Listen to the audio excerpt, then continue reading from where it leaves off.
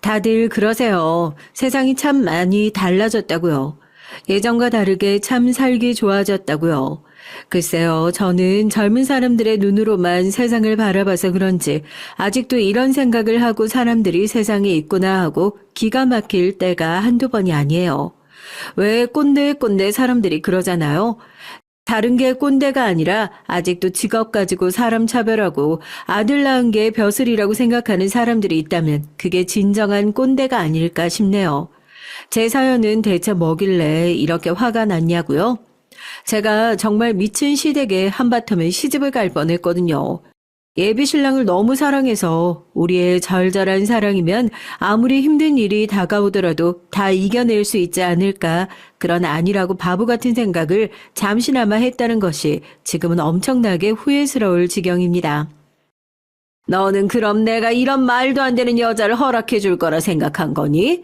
할머니 손에 자랐다고? 아버지는 뭐 하시는 분인지도 모르고 거의 코 하나 다름없는 거 아니야?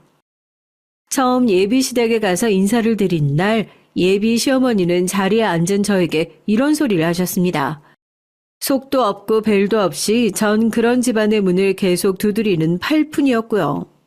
사람이 다 살면서 드라마 같은 만남, 드라마 같은 극적인 성공을 기대한다지만 이렇게 드라마에서나 있을 법한 막장 스토리가 전개될 줄은 또 상상하지 못했습니다. 사실 저 그때 그 자리에서 말은 안 해서 그렇지 집안 가지고 어디서 떨어진다는 얘기 들을 사람 아니거든요. 어디 가서 티를 못 내고 다닐 뿐이죠. 저희 아버지가 아직도 현역에 계시는 국회의원이세요. 그래서 올해 선거만 끝내고 내가 사연 한번 꼭 보내야지 써야지 했던 게 이렇게 늦어졌네요.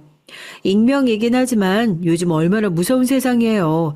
사람들이 마음만 먹으면 몇 가지 정보를 가지고도 저희 아버지가 누군지 금방 추측하실 수도 있을 것 같고, 그렇다고 아버지가 뭐 딱히 잘못을 하시면서 사셨던 것도 아니지만 괜히 누를 끼칠까봐 조심스러웠던 게 있었거든요. 그러니 혹시라도 제 사연 듣다가 어라 이거 누구 얘기인 것 같은데 하는 생각이 들더라도 저를 아는 지인이시면 조용히 연락만 해주시고 아니면 저와 구독자님들의 비밀로 두고두고 간직하자고요. 제가 이렇게 아버지에 대한 얘기를 선뜻 하지 못하는 것은 어릴 때부터 아버지를 아버지라 부르지 못하고 살아왔기 때문입니다. 이게 무슨 홍길동 같은 소리냐 싶죠. 별 볼 일 없는 집안에서 국회의원이 되기까지 이마에 피가 날 때까지 맨땅에 헤딩을 하셨던 아버진 언제 떠올려봐도 참 존경스러운 분이긴 하지만 전 그런 아버지를 남들 앞에서 우리 아버지다 하고 자랑스럽게 내세워 본 적이 한 번도 없습니다. 사정을 모르는 다른 분들이 가족에게 상처를 주는 것을 미연에 방지하고자 세운 아버지 나름대로 특단의 조치였죠. 오빠 미쳤어? 아버지 알면 어쩌려고 이래.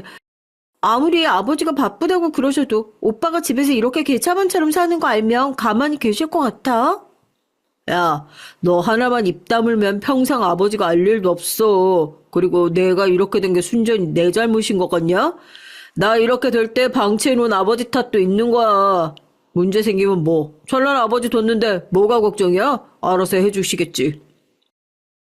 저희 아버지와 어머니는 제가 중학교에 막 올라갔을 때 저희 오빠가 고등학교에 올라갈 당시에 이혼을 하셨어요.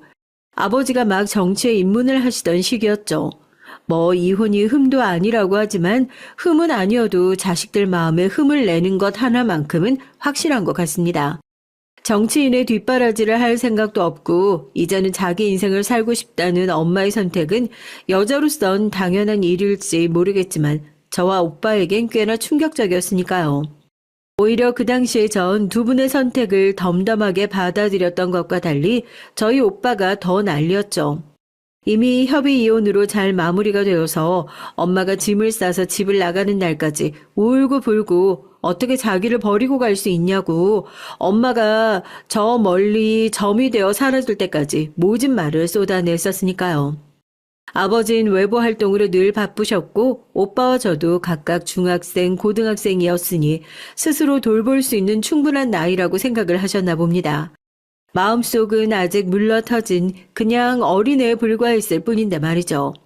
두 분이 이혼을 하신 이후로 아버지는 정치 활동을 하시면서 본격적으로 바빠지기 시작했고, 오빠는 점점 더 엇나가기 시작했어요. 할머니가 가끔씩 저희 남매를 챙겨주러 집에 오시긴 했지만 거의 대부분의 시간은 도우미 아주머니와 시간을 보내는 것이 전부였습니다. 할머니께서 사랑으로 저희를 돌봐주시긴 했지만 사춘기 남학생이 엇나가기 시작하는 것을 알아차릴 수도 말릴 수도 없었으니까요. 그 걱정은 고스란히 오빠와 많은 시간을 보내고 있었던 제 몫이었습니다. 대체 어떤 친구들이랑 어울려 다니는 건지 모르겠지만 늦은 시간에 귀가를 하는 것은 물론이고 가방에서 담배 냄새까지 풍기기 시작하는 것을 보고 이건 아니다 싶어 오빠에게 얘기를 했던 적이 있어요. 요즘 뭐하고 다니냐고, 나쁜 짓 하고 다니는 거 아니냐고요. 오빠가 자꾸 이런 식으로 행동하면 아빠에게 다 얘기할 수밖에 없다. 그런 식으로 얘기하니까 오빠가 막 웃더라고요. 아버지가 우리한테 관심이나 있을 것 같냐고요. 야, 너도 정신 차려. 아버지가 진짜 우리 생각하셔서 데리고 있는 것 같냐? 이혼까지 한 마당에 자식 버렸다는 소리 들리면 자기 국회의원 당선 안 될까봐 억지로 데리고 있는 것 뿐이야. 애초에 자기 자식들을 그렇게 끔찍하게 생각하는 사람이면 엄마를 그렇게 보내지도 않았겠지. 우리한테 관심 없어. 관심도 없는 인간이라고. 부모님이 이혼하신 이후로 오빠가 그렇게 바깥으로 나들기 시작한 것을 알고 아무것도 하지 않았던 건 아닙니다. 당연히 전 오빠가 진심으로 걱정됐으니까 할머니와 아빠에게 아무래도 오빠가 요즘 밖에서 나쁜 친구들과 어울려 다니는 것 같다. 집에 마음을 잘 두지 못하는 것 같다. 진지하게 얘기를 했던 적도 있어요. 오빠의 말대로 아빠는 정말 저희에게 관심도 없었던 사람인 걸까요? 아니면 아들의 방황을 사춘기 시절 누구나 다 그럴 수 있는 잠깐 한때의 실수 정도라고 생각했던 걸까요? 그 문제에 대해서 누구 하나 저만큼 심각하게 생각했던 사람이 없었던 것 같습니다.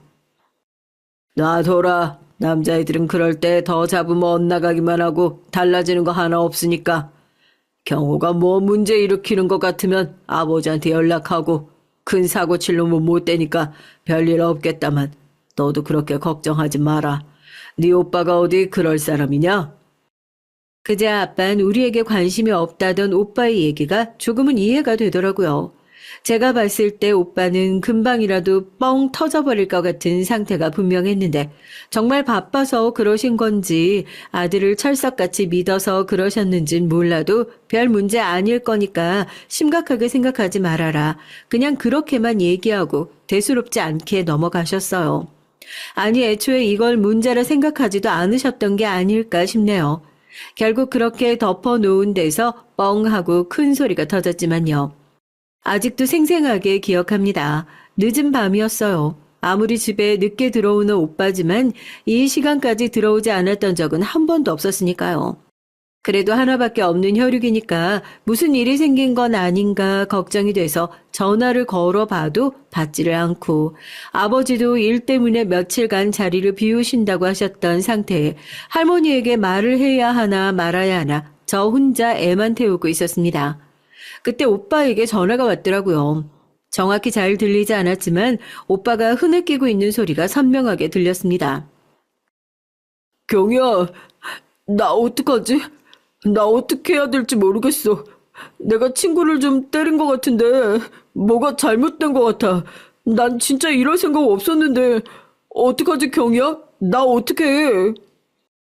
오빠의 얘기를 듣고 깜짝 놀랄 수밖에 없었어요. 사고를 쳐도 이런 쪽으로 사고 칠 줄은 몰랐으니까요. 당장 아버지한테 얘기를 해야지 그걸 나한테 얘기해서 뭐가 해결되냐고. 지금 당장 119든 뭐든 친구 데리고 병원으로 먼저 가라고 수화기에 대고 고래고래 소리를 질렀습니다. 그제서야 정신이 돌아온 건지 저랑 전화를 끊고 구급차를 부른 것 같더라고요. 전 아버지에게 전화를 걸었어요. 몇 번이나 전화를 받지 않던 아버진 끈질기게 몇 번이나 전화를 더 걸고 나서야 받으셨죠. 상황을 설명했습니다. 수화기 너머로 아버지의 깊은 한숨소리가 들리더군요. 그 소리를 듣고 가슴이 내려앉는 것 같았어요. 정말이지 귀찮은 자식 취급을 받고 있는 것 같아서요. 아버지 입장에서도 답답하셨을 겁니다. 공천 심사를 앞두고 있는 상황에서 자식이 이런 문제를 일으켰다고 하니까 어디서부터 손을 대야 하나 막막한 마음이 드셨을지도 모르겠어요. 할머니에게 얘기를 할 테니 너도 얼른 병원으로 가보라고 하시더군요. 병원으로 가보니 상황은 더욱 가관이었습니다. 병원에 누워있는 상대방은 학교에서도 오빠를 꾸준히 괴롭혔던 동급생이었나 봐요. 엄마의 이혼부터 저와 마찬가지로 아버지와의 관계를 노출시키는 것을 꺼리고 있던 오빠가 아버지 얘기가 나와도 입을 꾹 다무니 애비 애미도 없는 놈이 아니냐면서 그걸로 계속 꼬리를 물고 늘어졌고 거의 1년이 넘는 괴롭힘을 참지 못했던 오빠가 먼저 상대 학생을 들이받았다고 하더라고요. 하필이면 그 시기가 얘기했던 것처럼 아버지의 공천 심사 기간이었다는 게 문제였으니 말입니다. 아! 기가 막혀서 정말 애비도 없는 인간인 줄 알았더니 뭐? 국민을 위해서 일해야 하는 사람이 이래도 되는 거예요? 나 이거 진짜 크게 문제 삼을 테니까. 다행히 다친 것 빼고는 병원에서 회복이 가능한 수준이긴 했지만 문제는 상대 학생의 학부모였습니다. 처음엔 오빠와 같은 반 학생들이 상대 학생이 저희 오빠를 괴롭히는 걸 봤다는 식으로 증언을 하니까 서로 그냥 문제 삼지 말고 조용히 넘어가자는 입장으로 나왔었는데요. 저희 아버지도 일이 더 커지기 전에 본격적으로 문제를 해결하려고 나서자 오히려 더 악영향을 불러일으킨 것 같더라고요. 어떻게 정치하는 사람이 그럴 수 있냐. 내가 당해다 이거 진짜 문제 삼을 거다. 바빴던 아버지 얼굴을 그때 다 봤던 것 같네요. 결국에 거액의 합의금을 주고 이후로는 이 문제에 대해서 더 이상 문제 삼지 않겠다는 각서를 받아내고 나서야 그 지긋지긋한 사람들도 입을 다물게 됐습니다. 100번, 1000번 따져서 저희 오빠가 먼저 손을 든 건 나빴지만 뜯어낼 것만 보면 미친 듯이 달려드는 사람들을 가까이서 보고 나니까 인간에 대한 근본적인 혐오감이 들었다고 할까요? 네가 제정신이야? 애비 앞길에 죄를 뿌려도 유분수지. 너 지금 우리 집에 얼마나 중요한 시기인지 몰라서 이러는 거야? 너 그러다 진짜로 잘못됐으면 어쩌려고 그랬어? 다행히 아버지 선에서 문제가 잘 마무리되고 당내에서도 이를 크게 문제 삼지 않아서 공천을 받는 데는 큰 문제가 없었지만 저희 가족에게 이 일은 쉽게 회복되기 힘든 트라우마로 남게 됐습니다. 오빠는 한때 방황으로 나쁜 친구들과 어울려 다니긴 했지만 천성이 그렇게 나쁜 인간은 아니에요. 그건 가족인 제가 가장 잘 아는걸요. 어머니의 이혼, 학교 내에서의 지속적인 따돌림, 그리고 이번 사건까지 더해지면서 오빠는 본인의 정신적인 스트레스를 스스로 관리하기 힘든 수준까지 이르게 됐습니다. 아버지와 오빠는 꼭 반대 방향을 보면서 전속력으로 달려가고 있는 것 같았어요. 아버지가 공천에 성공하고 본격적인 활동을 시작하며 정계에 첫 발을 내딛는 순간에 오빤 몇 번이나 스스로를 해치는 시도를 하려다 실패해서 병원에서 연락이 오곤 했으니까요. 결국 가족들은 오빠가 감당할 수 없는 수준에 이르렀다는 것을 인정하게 됐고 오빠는 요양을 목적으로 시골에 있는 병원으로 입원을 하게 됐습니다. 요양이 목적이라고는 했지만 정신적으로 불안정한 오빠가 언제라도 나와서 사고를 칠 수 있는 상황인 걸 가족 모두가 알고 있었으니 그걸 미연에 방지하고자 내린 특단의 조치였겠죠. 그래서 자연스럽게 저도 어렸을 때부터 할머니의 손에서 자라게 됐습니다. 오빠가 있어도 없는 것처럼 아버지가 있어도 없는 것처럼 그런 것들이 너무나 자연스러워졌죠. 네가 어떻게 생각할지 모르겠지만 아버지는 너 지키려고 그러는 거야. 이제 아버지가 그냥 평범한 사람이 아니잖아. 사람들은 어떻게든지 꼬투리를 잡아서 끌어내리려고 한단다. 적어도 아버지한테 가족은 약점이 되지 않았으면 좋겠구나. 예전엔 그 말이 아버지로서의 책임감도 없고 참 잔인하게만 들렸었는데 제가 조금씩 자라면서 아버지의 말뜻이 뭔지 알 것 같더라고요. 공인이라는 말이 있잖아요. 일거수일투족을 모든 사람들이 보고 있는 거죠. 누군가 이 사람을 지켜본다는 것은 관심의 표현일 수도 있겠지만 어떤 시선은 이 사람이 실수하기만을 기다리고 있기도 합니다. 저희 아버지의 등 뒤에 꽂히는 시선 대부분은 그런 것들이었어요. 뭐 하나라도 실수하고 뭐 하나라도 잘못하면 그걸 빌미로 아버지를 끌어내고 그 자리를 차지하려는 사람들이 주변에 득실거렸죠. 서운하지도 않았습니다. 아버지에게 넘치는 사랑을 받아본 적도 없었으니까요. 오히려 오빠가 입원을 하고 혼자가 되면서 할머니와 종일 함께 생활을 할 수 있는 것이 저한텐 더 좋은 상황이었습니다. 저도 정신적으로 의지할 수 있는 어른이 생겼다는 말이니까요. 연줄이고 빼기고 아무것도 없는 집안에서 아들을 국회의원까지 만들 정도였으니 저희 할머니의 공이 없을 리 없죠. 엄청나게 억척스럽게 생활력 강하신 분이에요. 그 나이 먹도록 자식 뒷바라지 한다고 열을 올리셨던 분이니 그걸 감당 못했던 엄마가 이혼을 선택하신 것도 이해가 영 안 가는 상황은 아니었고요. 자식은 이미 장성했겠다. 본인의 최대 목표였던 국회의원까지 다 일어났겠다. 할머니와 함께 살기 시작하면서 맹모의 가르침은 아버지가 아닌 저에게 대물림 되기 시작했습니다. 제가 마치 오빠처럼 될까봐 전전긍긍 하시는 것 같았죠. 니네 엄마가 그렇게 집만 안 나갔어도 경호가 그 지경까지 나빠질 일 없었을 텐데.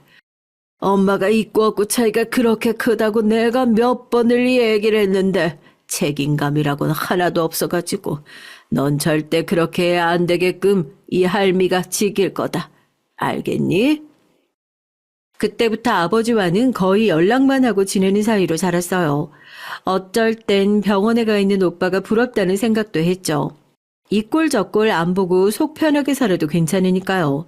차라리 어줍지 않게 나타나서 아버지 행세를 하는 것보다 매달 꼬박꼬박 생활비를 보내주고 부모님의 동의가 있어야 하는 일들에 대신 사인을 해주고 어느 순간부터 저도 아버지가 나서서 제 인생에 개입하는 것보다는 그렇게 거리를 두고 사는 것이 아버지의 노릇을 더 잘하는 것이라 생각하게 됐으니까요. 저희 가족은 확실히 어딘가 잘못되어 있었습니다. 연애, 결혼 이런 단어는 생각조차 해본 적이 없었거든요. 수많은 반대를 이겨내고 결혼 허락을 받기까지 어려웠다 전해 들었던 저희 아버지와 어머니 역시 결국 갈라서고 말았으니까요. 조용히 갈라섰으면 다행이게요. 각자 원하는 대로 인생을 살고 싶었던 거면 대체 자식은 뭐하러 낳았을까? 왜 굳이 낳아서 이렇게 불필요한 고통 속에 살게 만들었을까? 원망도 많이 했었죠. 그러면서 난 저렇게 바보 같은 선택을 하지 않을 거라 다짐했습니다. 어차피 연애든 결혼이든 끝이 있는 거라면 애초에 시작조차 하지 않겠다고요. 대학교에 올라가고 친구들 사이에서 화목한 가족의 얘기가 나올 때마다 도망치듯이 자리를 떴어요. 경희 넌 대체 왜 소개팅 한 번을 안 하니? 귀찮아질 것 같은 질문이 나올 때도요. 지독하게 외로운 어린 시절을 보냈던 터라서 주위에 사람이 끊기는 것은 늘 불안했지만 그렇다고 해서 누군가와 깊은 관계를 맺는 건 극도로 꺼려 했습니다. 사람들과 두루두루 잘 지내긴 했지만 또 막상 누가 다가와서 자기랑 만나볼 생각이 없다고 한다든지 소개팅을 시켜준다든지 그런 소리를 하면 냅다 발을 빼버렸죠. 난 아직 연애할 생각은 없어서 그래. 남자한테 관심도 크게 없고 그냥 연애가 재밌나 싶어서 매일같이 울고불고 싸우고 감정 소모하고 난 그런 게 딱 질색이더라고. 그냥 나 혼자 사는 것도 힘든데 왜 굳이 혹 하나 더 붙여가면서 살아야 하는 건지, 왜 사람들이 그렇게 연애를 못하고 결혼을 못해서 안달인 건지 난 정말 이해가 안 돼. 제가 언젠가 술을 마시면서 그런 얘기를 한 적이 있었는데요. 그때 다들 그랬거든요. 경희 네가 아직 진짜 좋아하는 사람을 못 만나서 그런다. 그 말도 안 되는 신념이 한순간에 와르르 무너지는 게 원래 사랑인 거다. 우스운 소리라고 생각했죠. 이래서 사람이 항상 장담을 하고 살면 안 되나 봐요. 난 절대 그러지 않을 거야 하고 장담을 하는 순간 무조건 깨어지는 법이잖아요. 저의 그 콧대 높은 자존심도 예비신랑을 만난 이후로 와르르 무너졌거든요. 대학을 졸업하고 평범하게 회사 생활을 하고 있을 때였어요. 대학 때부터 곧잘 붙어 다녔던 친구에게 갑작스럽게 받은 연락 때문에 나갔던 자리였죠. 죽어도 안 나갔던 소개팅, 정작 내 소개팅도 아니었어요. 당사자가 급하게 못 나갈 일이 생겨서 대타로 나가서 밥만 먹고 와주면 된다고. 어차피 파토날 소개팅이었으니까 나가서 평소에 너 하던 대로 남자한테 관심 없는 티를 팍팍 내고 오던지 말던지 신경도 안 쓰겠다고. 주선자가 자기가 잘 보여야 하는 회사 선배라나요? 상대방도 인턴 끝내고 레지던트 2년차 전공의라서 스케줄 맞추기가 엄청나게 어려웠다고 하더라고요. 네가 나 살리는 셈 치고 한 번만 도와주라, 응? 내가 밥이고 술이고 다 살 테니까. 아무리 그래도 그렇지. 다른 것도 아니고 소개팅을 어떻게 대타로 나가. 자기도 이제 모르겠다면서 대신 안 나가주면 친구고 뭐고 다신 얼굴을 안 볼 거라고 하도 으름장을 낳는 통에 억지로 꾸역꾸역 나갔던 자리였는데 거기서 예비 신랑을 처음 만나고 첫눈에 반하게 됐습니다. 의사라는 직업이니 사람이 얼마나 까탈스럽게 굴까 싶어 적당히 시간만 때우다가 올 생각이었는데 소개팅 시간에 늦어 헐레벌떡 들어오는 수더분한 인상도 마음에 들고 자기를 뽐내려고 하지 않는 성격하며 솔직한 친구가 이런 소개팅 자리를 놓쳐서 다행이다는 생각이 들 정도였어요. 그쪽도 제가 첫인상부터 마음에 들긴 마찬가지였나 봅니다. 첫날엔 끝까지 친구인 척을 하면서 자리를 이어나갔었는데 이후에 주선자를 통해 친구에게 다시 만날 수 있냐는 연락이 또 들어왔다고 하더라고요. 아무래도 보통 인연이 아니다 싶었던 친구가 주선자에게 상황을 솔직하게 얘기를 해서 제 친구도 괜찮은 사람이니 우리 이참에 중매 서줬다 생각하고 나중에 밥이나 함께 얻어먹자. 그렇게 나서준 덕분에 웃기는 에피소드로 마무리될 뻔한 저희들의 인연이 그렇게 이어지게 되었고요. 대학병원 레지던트 2년차, 퇴근 시간도 제대로 보장되어 있지 않고 이리 치이고 저리 치이고 바쁜 상황이었지만 예비 신랑을 만나면서 처음으로 이성과 함께 있을 때에도 내 삶에 이런 안정감을 받을 수 있다는 것을 깨닫게 됐습니다. 세상에서 저와 제일 가까운 사이였던 남자 2명, 아버지와 오빠에게선 느껴볼 수 없었던 감정이었죠. 이런 사람을 만나게 되어 정말 다행이라는 생각을 매일같이 했어요. 처음 시작을 할 때부터 진지한 관계였기에 자연스럽게 양가 부모님에 대한 얘기가 나왔고요. 결혼을 하게 된다면 아버지에 대한 얘기를 숨길 수 없다는 것을 알고 있었고, 사실 아버지 직업이 어디 내세우기 창피한 직업도 아니잖아요.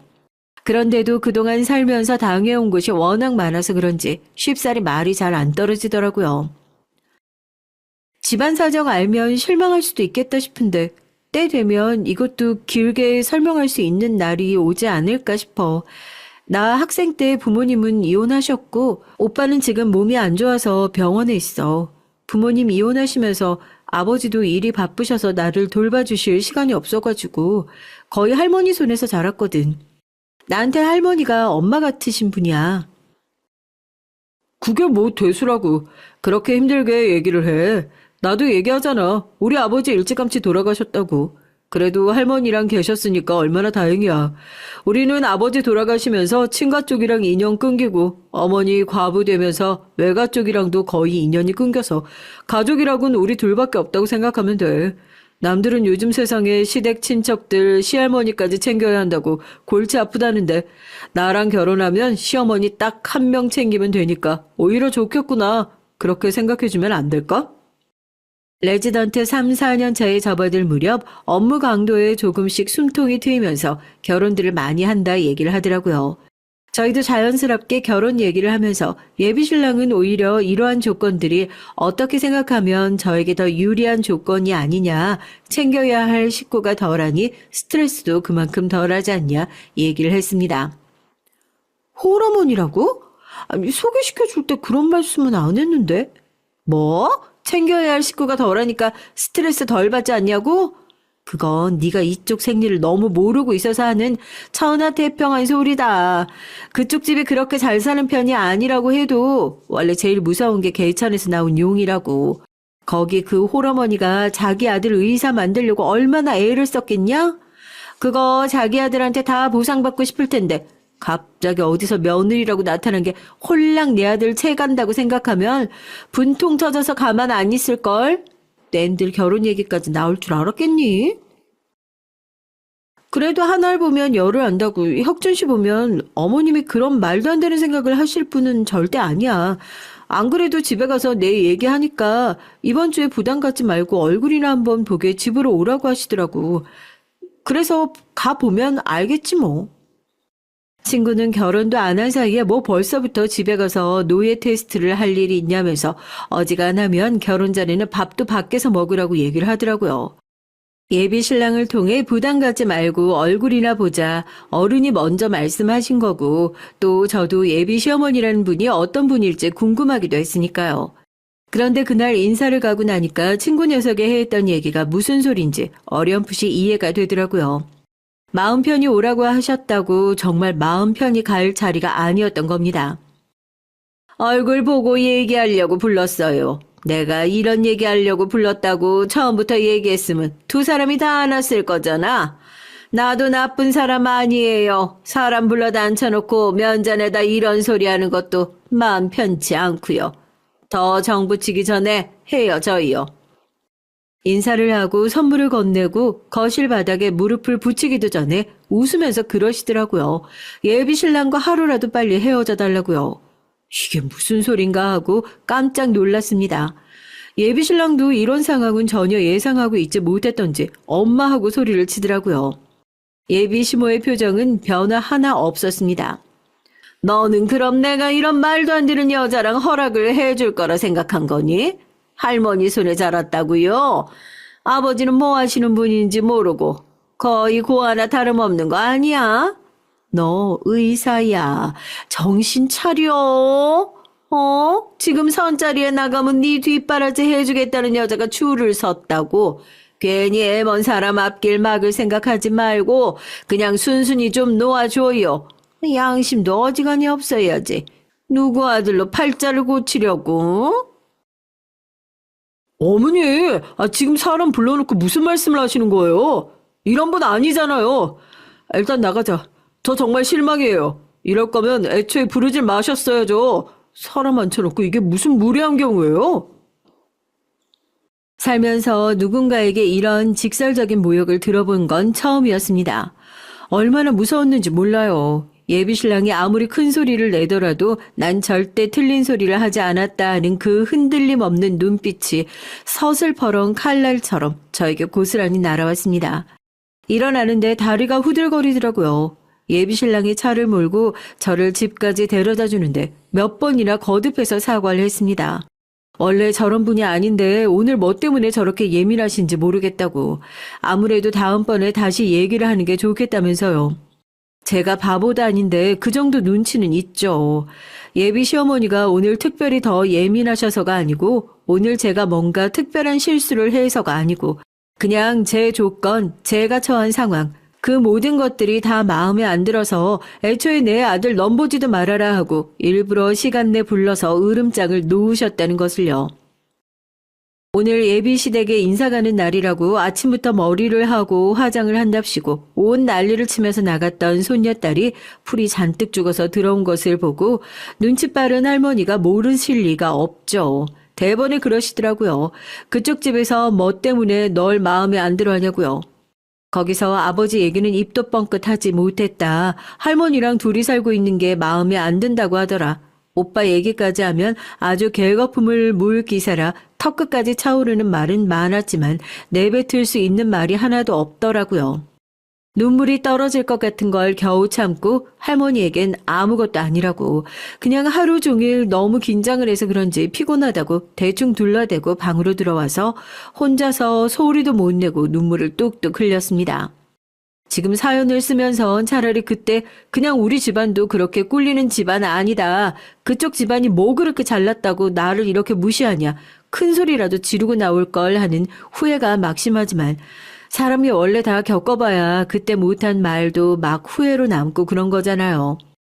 그때는 그런 생각도 전혀 못했어요. 그냥 저 혼자 가냘픈 비운의 여주인공이었죠.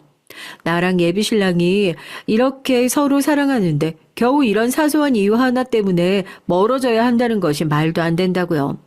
아무래도 사람이 사랑을 하면 머리에 어디 나사라도 하나 풀리는 게 확실한 것 같아요.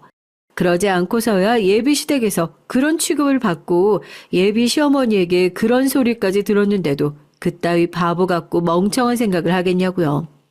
결국 그 뒤에 일어난 일들은 다 제가 판 무덤이네요.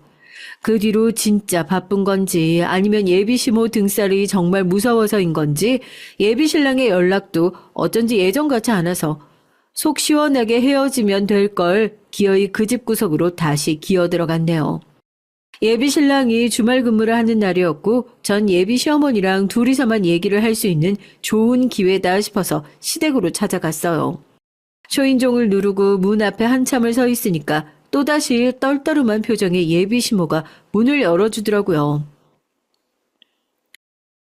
그래도 말귀는 잘 알아먹을 줄 알았는데 그것도 아닌가 보네. 무슨 일이에요? 다른 거 보지 말고 저희 둘만 봐주세요, 어머님.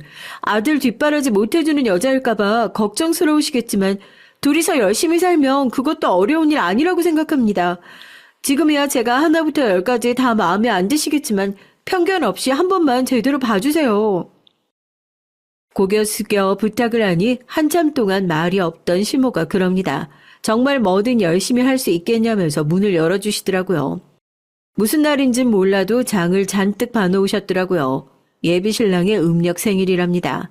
생일을 알고 있는데 아무리 음력으로 챙긴다고 해도 날짜가 안 맞는 것 같아서 의아했는데 태어날 때부터 워낙 몸이 약해서 집안에서 챙기는 생일이 따로 있다고 하더라고요. 남의 식구 같고 정이 안 가서 얘기를 할까 말까 했었는데 뭐라도 해보겠다니까 그럼 일손이라도 도우라고요.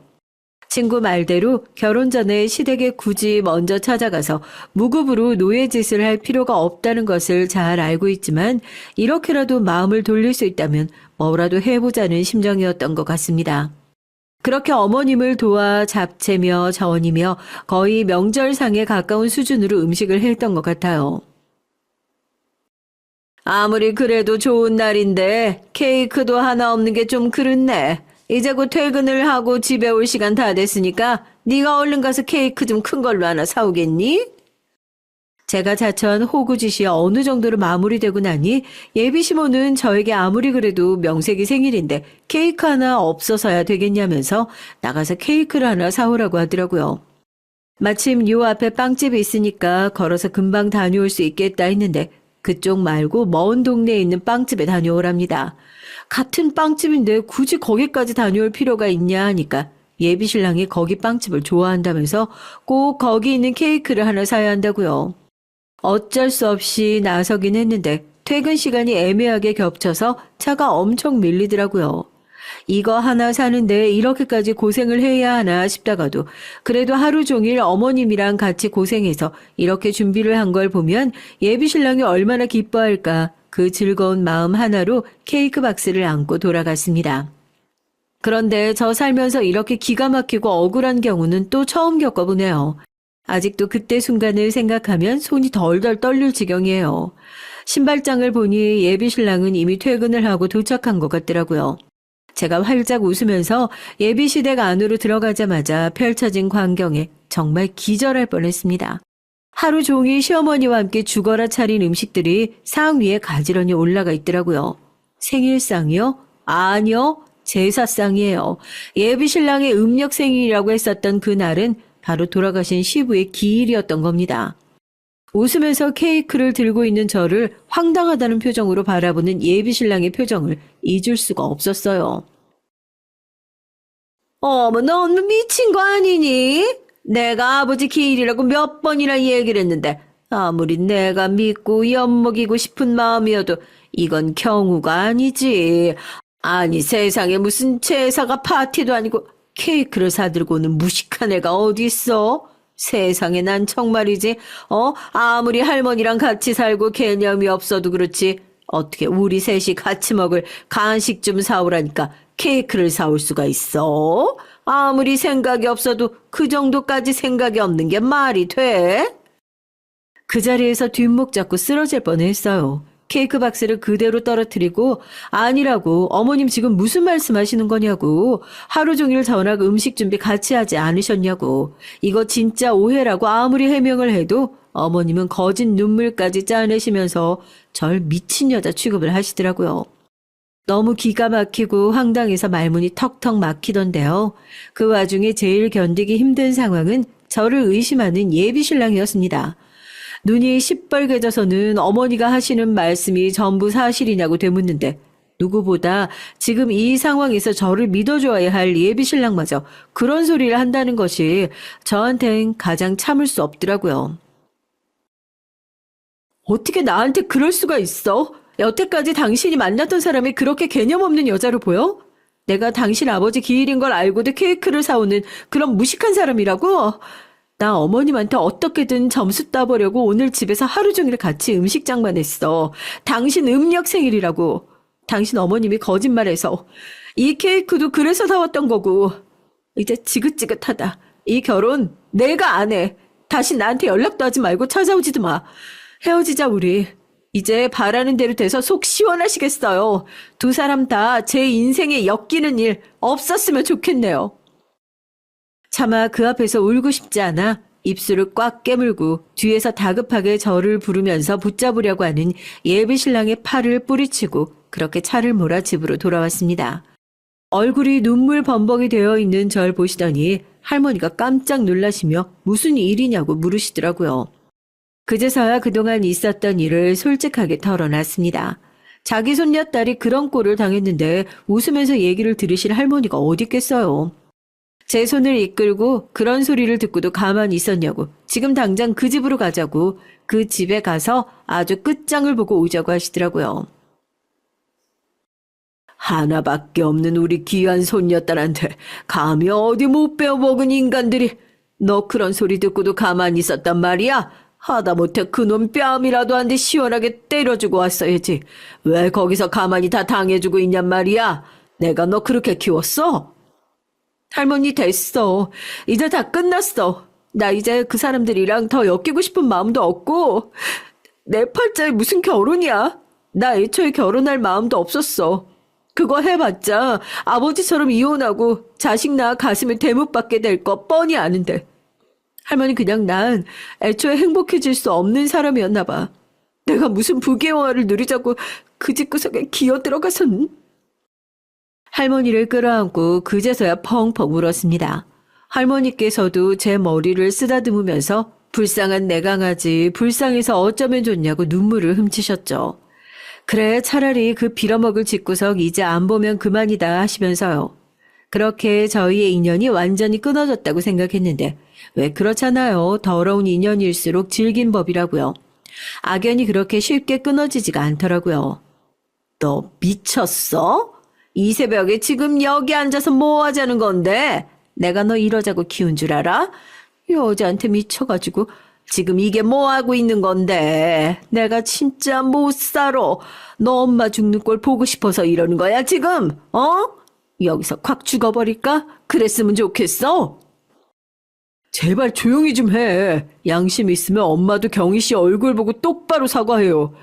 어떻게 사람이 그렇게 끔찍한 짓을 하고도 그렇게 뻔뻔하고 아무렇지 않을 수가 있어. 내가 아는 사람이 맞아? 경희야, 미안해. 문 좀 열어봐, 응? 내가 꼭 할 말이 있어서 그래. 울고불고 난리를 치다가 저도 지쳐서 저녁도 먹지 못하고 일찌감치 잠에 들었습니다. 가뜩이나 마음이 어지러워서 깊게 잠에 들지 못했는데 바깥에서 들리는 시끄러운 소리에 깜짝 놀라 잠에서 깼죠. 잠에서 덜 깬 눈으로 문 밖으로 황급히 달려온 할머니의 얼굴을 보니까 밖에서 들리는 소리가 꿈이 아니구나 싶더라고요. 할머니도 대체 이게 무슨 소란이냐면서 밖에서 무슨 일이 난 거냐 되물으셨습니다. 그때 저희 집 대문이 쿵쿵거리는 소리와 함께 누군가 제 이름을 부르는 소리가 다시 한번 선명하게 들렸습니다. 이 목소리를 왜 못 알아듣겠어요. 문 앞에서 저를 부르는 것은 제가 오늘 매몰차게 돌아섰던 예비 신랑이었습니다. 이걸 어쩌면 좋을지 몰라서 안절부절하는 저와 다르게 할머니가 안경을 쓰시고 겉옷을 챙겨 입으시고 문을 여셨습니다. 문을 열자마자 술 냄새가 진동을 하더라고요. 저희 집 대문 앞에 무릎을 꿇고 꼼짝하고 있지 않는 예비신랑과 그런 예비신랑을 질질 끌어내려고 애를 쓰는 예비시모가 나란히 서 있었습니다. 할머니께서는 두 사람의 얼굴을 보자마자 기가 막히다는 듯이 헛웃음을 치곤 호통을 치시더라고요. 여기가 어디라고 그 뻔뻔한 낯짝을 들이밀어? 자네가 제정신이야? 지금 시간이 몇 시인데 술까지 마셔놓고 자식 키워놓은 거 보니까 애미란 인간은 말 안 해도 알겠구만. 하긴 그러니까 우리 손녀딸한테 그렇게 개념 없는 소리를 하면서 모욕을 줬겠지. 할머님 정말 죄송합니다. 경희 씨 정말 미안해. 당연히 그럴 리가 없는 거 내가 제일 잘 아는데 순간적으로 보이는 거 없이 오해해서 내가 너무 큰 실수를 했어. 사과 받아주지 않을 거 알지만 그래도 사과해야겠다 싶어서. 너 당장 안 일어나? 네가 뭔데 사과를 해? 아휴, 진짜 네가 아주 니네 엄마 속을 뒤집으라고 작정을 했구나. 이봐요, 할머니. 내 아들이 지금 술에 취해서 사리분별이 어렵다고 그쪽 집안에 사과하는 것을 뭐 인생의 큰 업적으로 생각하나 본데 당신 손녀딸이 우리 집에 와서 당한 것을 모욕이라고 생각하지 마세요. 당연히 들을 소리 들은 것뿐이니까 아시겠어요? 그러니까 애초에 주제를 알고 덤볐어야지. 어디 귀하게 키워놓은 의사들 텁썩 붙잡아가지고 신분 상승이나 해볼까. 그런 발칙한 상상을 하냐고. 할머니야말로 그렇게 손녀 여식같이 키우지 마세요. 노인네라 그냥 참고 넘어가려고 했더니 말을 해도 너무 싸가지 없게 하네. 내 의사들 그런 집구석에 절대 장가 못 보내니까.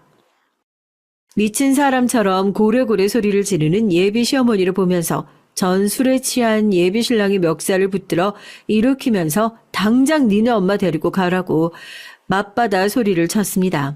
혹시라도 화가 나신 할머니가 잘못되실까봐 전 그게 더 걱정이었거든요.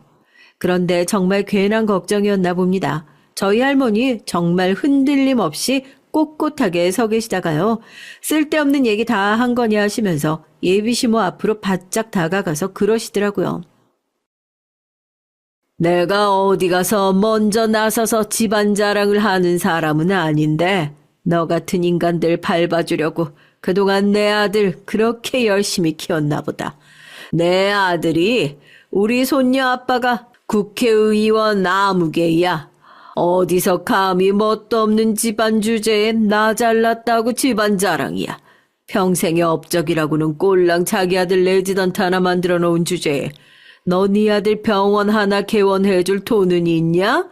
너야말로 며느리 하나 잘 물어가지고 네 아들 팔자 고쳐줄 심사는 아니었고 점잖게 가만히 있으니까 우리가 어디 너희처럼 만만한 집구석처럼 보이든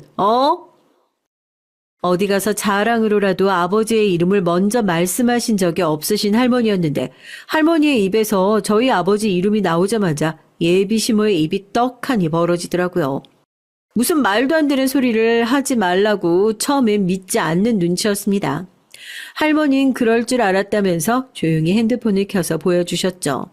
할머니가 핸드폰을 산 이후 한 번도 바뀌지 않았던 핸드폰 배경을 보고 예비시모는 소스라치게 놀랐어요. 할머니와 아버지, 오빠, 그리고 제가 나란히 나와 있는 가족 사진이었습니다. 아이고 어르신, 왜 진작 말씀하시지 않고, 너도 아버지가 국회의원이었으면, 진작에 말을 했어야지. 왜 아버지가 안 계시는 것처럼 그걸 그렇게 숨기고 있었어? 아버지 이번에도 재선하시지 않으셨니? 너는 왜 그렇게 중요한 얘기를 나중에서 이 얘기를 해가지고 어른들끼리 이렇게 사이 민망해지게 참. 어르신도 시간도 늦었는데 일단 내일 다시 찾아뵙겠습니다. 보시다시피 저희 아들이 그냥 너무 많이 취해가지고 좀 무례를 일으킨 것 같은데 제가 내일 날 밝을 때 다시 와서 무슨 일인지 하나부터 열까지 다 해명을 할 테니까 절대 어르신이 오해하시는 그런 상황 아니고요. 그 며느리랑 뭔가 사소한 오해가 생긴 것 같은데 네가 한번 말해봐라. 어르신, 제가 절대 성품이 그렇게 못된 사람이 아니에요. 아이고, 이걸 그냥 어쩜 좋아. 사진까지 보고 나서야 저희 아버지의 정체를 알게 된 예비 시모는 그제야 저희 할머니를 붙잡고 후회가 막심한 얼굴로 이미 엎질러진 물을 주워 담으려고 애를 쓰기 시작했습니다. 그 모습을 보고 제가 얼마나 어이가 없었는지 상상이 되시나요? 고작 아버지의 직업 하나에 이렇게 사람을 대하는 태도가 달라지는 사람이었다니, 그리고 그런 사람을 심으로 모시고 살 뻔했었다니 참 기가 막히는데 저희 할머니는 얼마나 더 어이가 없었겠어요.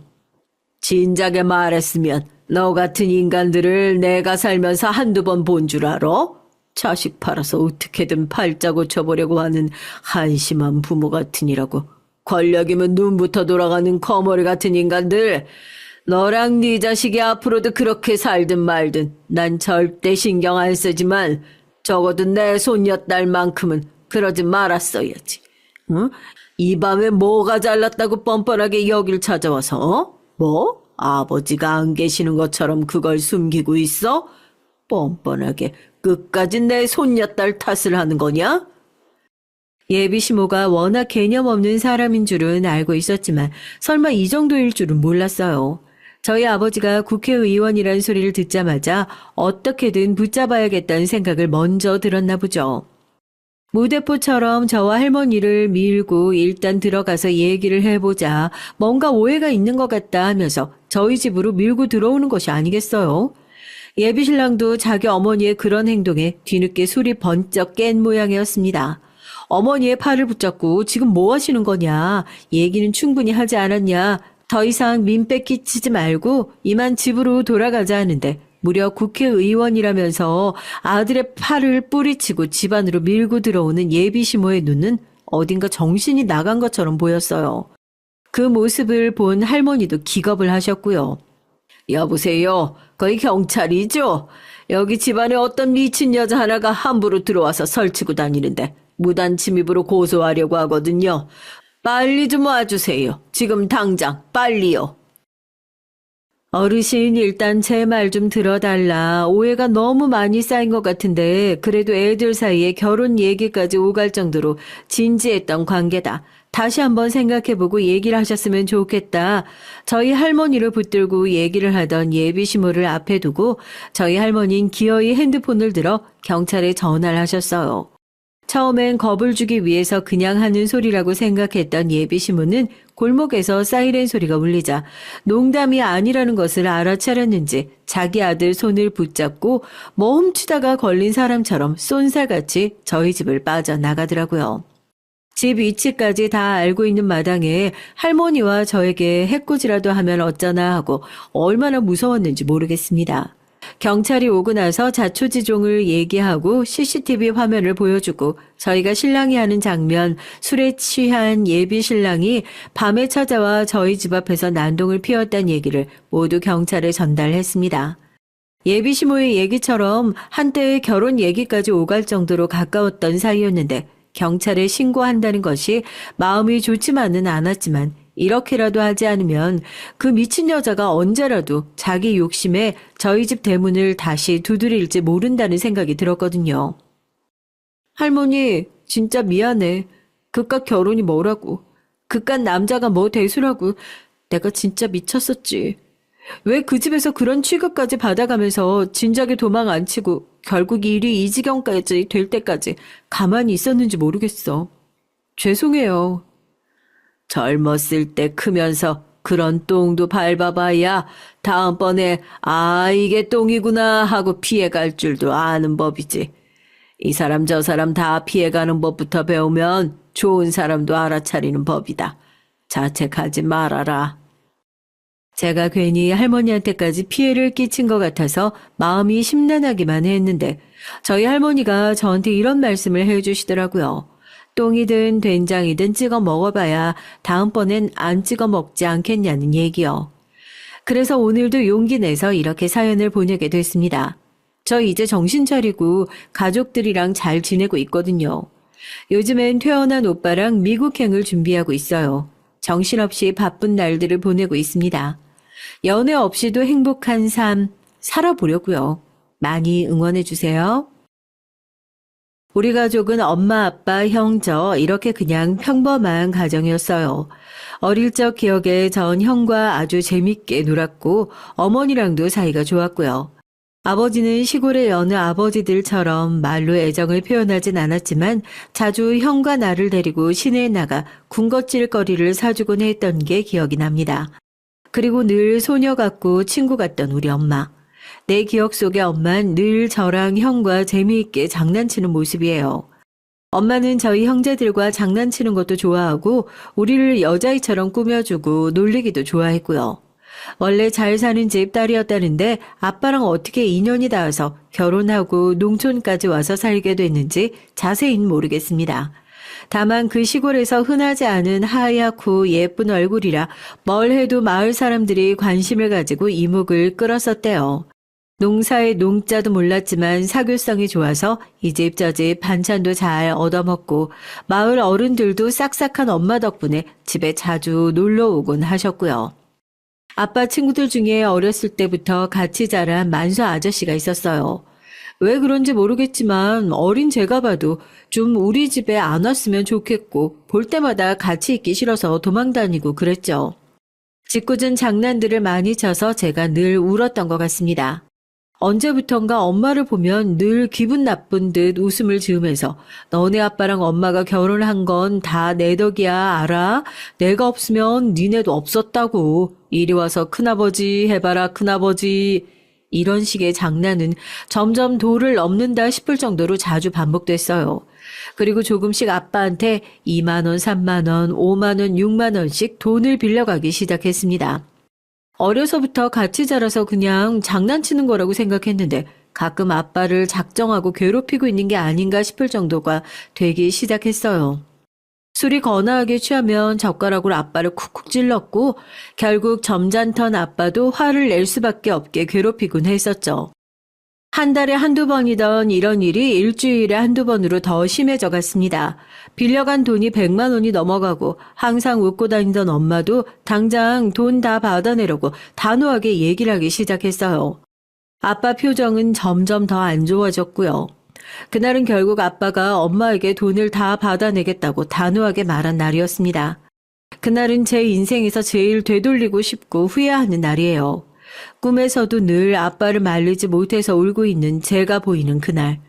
다 같이 맛있게 저녁을 먹고 저랑 형이 배트맨 슈퍼맨 흉내를 내면서 웃고 뛰어다니는데 얼큰하게 술에 취한 만수 아저씨가 왔어요. 아이, 이 새끼는 좋겠다. 토끼 같은 자식들의 여우 같은 마누라에. 내가 그 선자리에 나갔어야 되는 건데, 내가 저런 미녀가 나올 줄 알았으면 당연히 내가 나갔지. 젠장, 술 더 가져와, 이 새끼야. 야, 애들 듣는데 욕 그만하고, 오늘은 술 말고 빌린 돈 좀 갚아라. 술 먹고 다닐 또 있으면 그간 꿔간 돈 좀 갚아 임마. 애들 엄마 볼 면목이 없다. 너 벌써 빌려간 돈이 97만 원이라 되는 거 아니야? 에이 이런 쫌팽이 새끼가 그걸 다 세고 있었냐? 아 미친놈. 내 덕에 저런 마누라 얻었으면 나한테 평생 저라고 형님으로 모셔도 모자랄 판에 뭐? 야 갚으면 될 거 아니야. 갚으면 돈 줄 테니까 술 갖고 와. 와! 아이 열받네. 술 달라고 술. 우유부단한 아버지는 돈을 주겠다는 화답은 받아야겠고 그렇다고 독하게 행패 부리는 아저씨를 내치지도 못한 채 서 있었어요. 난 말리는 형의 손을 뿌리치면서 소주 한 병을 가져와서 아저씨에게 내밀었죠. 자, 아저씨 집에 가서 먹어요. 가요. 아저씨 싫어요. 이제 오지 마세요. 뭐? 야, 집에 가서 뭐 이놈이 이제 보니까 눈깔이 돌았구만. 가정교육 잘 시켰다 이 새끼야. 친구 임마 네가 시켰냐? 이 새끼가 어딜 꼬라봐 이놈아. 눈 깜짝할 새 소주병은 던져져서 산산조각 났고 놀란 전 유리조각을 3개 밟아 엉엉 울고 난리가 났죠. 제가 오니까 형도 울고 엄만 저를 안고 박힌 유리조각을 빼고 소독을 해주셨습니다. 이때 생긴 흉터는 나이가 들어도 흐려지지 않고 아주 선명하게 남아있어요. 상처가 생각보다 많이 깊었나 봐요. 그런데 이 흉터보다 마음의 상처가 더 깊은 것 같아요. 제가 그렇게 아저씨를 자극하지만 않았어도 그 생각을 30년 동안 했었네요. 제가 대현이 아빠한테 만수 씨한테 돈 받으라고 얘기했어요. 아무리 친한 친구지만 좀 심하잖아요. 매번 오면서 조금씩 돈 빌려가신 게 거의 100만 원이에요. 돈 없으신 분도 아니신데 일부러 이러시는 게 이해가 안 가네요. 돈 돌려주세요. 그리고 민국이까지 다쳤는데 미안하지도 않으세요? 돈 돌려주시고 앞으로 저희 집에 안 오셨으면 좋겠네요. 뭐? 이게 예쁘다 예쁘다 했더니 날 이딴 식으로 돼? 야, 그날 내가 저 새끼 대신 선자리에 나갔으면 넌 내 마누라 됐을 거라고 알아? 내가 네 서방이었다고 이게 있지. 이 새끼야, 돈 받고 싶으면 네 마누라 오늘 내가 그만하라고. 야, 그만. 맨날 아버지를 쿡쿡 찌르던 그 젓가락이 오늘은 만수 아저씨를 다치게 할 줄은 꿈에도 몰랐어요. 아, 이 미친놈이 겨우 한다는 게 젓가락이야, 이 미친놈이. 배를 다친 아저씨는 가소롭다는 듯이 웃으며 미친, 열받아서 한다는 게 고작 젓가락질이냐? 야, 봐라, 네 남편이 고작 저런 놈이다. 아이고, 참.